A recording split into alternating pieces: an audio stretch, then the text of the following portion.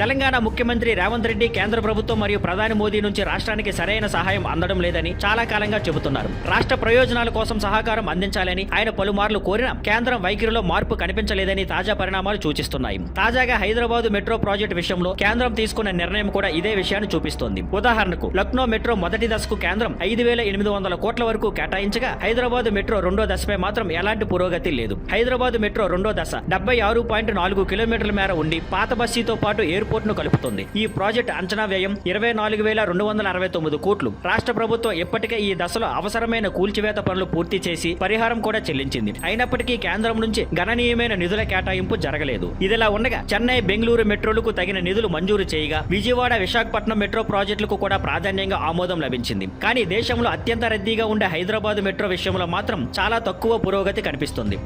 Thank you for watching. Please like, share and subscribe.